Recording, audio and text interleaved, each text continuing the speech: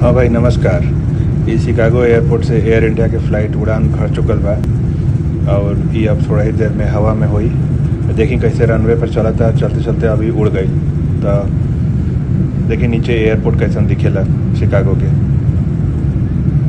और अभी हल्का हल्का बारिश भी होत रहे तो अब पानी रउआ लोग के दिखाई दी।